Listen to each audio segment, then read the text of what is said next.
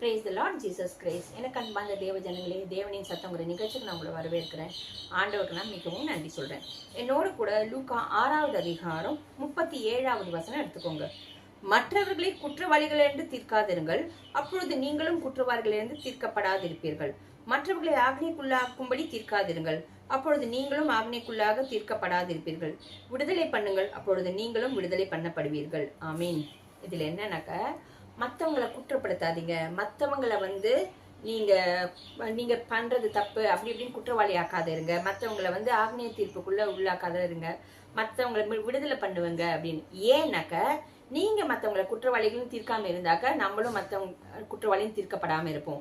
நீங்க மற்றவங்களை ஆக்னிக்குள்ளாக தீர்க்காது இருந்தாக்க மற்றவர்களை நம்ம என்ன செய்யறோமோ அதுதான் நமக்கு செய்யப்படும்ன்ற மாதிரி, மற்றவங்களை ஆக்னிக்குள்ளாக நம்ம தள்ளாம இருக்கச்சே நம்மளும் ஆக்னிக்குள்ளாக தள்ளப்பட மாட்டோம்.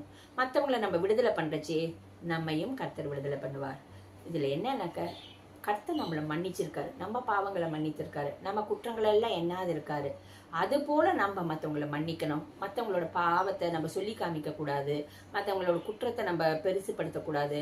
அவங்கள நம்ம சரி நம்மள ஏசப்பா மன்னிச்சு நம்மளை விடுதலை ஆக்கினது போல அவங்களுக்காக பரிந்து பேசுறது, அவங்களுக்காக மற்றவங்க சொல்றச்சே இல்ல இந்த வாட்டி மன்னிங்க, அவங்க அந்த தப்பு செய்ய மாட்டாங்க, அவங்களுக்கு இயேசுவை பத்தி சொல்றது, இயேசுக்குள்ளாக விடுதலை கொடுக்கறது, இந்த மாதிரி காரியங்கள் தான் நம்ம செய்யணும்.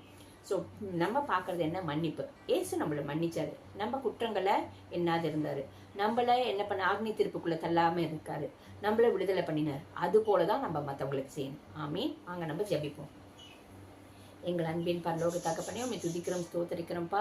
நீர் எங்கள் குற்றம் குறைகள் பாவங்களை மன்னித்தது போல, எங்களை ஆக்னி தீர்ப்புக்குள்ள தள்ளாது இருந்தது போல, எங்களை விடுதலை பண்ணினது போல, நாங்கள் மற்றவர்கள் குற்றம் குறைகளை ஆண்டவரை பெரிதாக எண்ணாதபடிக்கு அவர்களை மன்னிக்கவும், அவர்களை ஆக்னி தீர்ப்புக்குள்ள தள்ளாதபடிக்கு அவர்கள் விடுதலையாக வேண்டும் என்று உம்மை பற்றி சொல்ல, அவர்களை விடுதலையாக்க குமாரன் விடுதலையாக்கின மெய்யாகவே விடுதலை உண்டு ஆண்டவரே உம்மை பற்றி சொல்ல, உமக்குள்ளாக அவர்களை ஆண்டவரே நடத்த எங்கள் ஒவ்வொருத்தருக்கும் கிருபை தருவீராக. இயேசுவின் நாமத்தினாலே ஜெபிக்கிறோம் பிதாவே. ஆமீன்.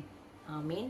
ஏசப்பா நம்மளுக்கு என்ன செய்யறாரோ அதையே நம்ம மற்றவங்களுக்கு செய்ய நம்மள அர்ப்பணிப்போம். ஆமீன். God bless you.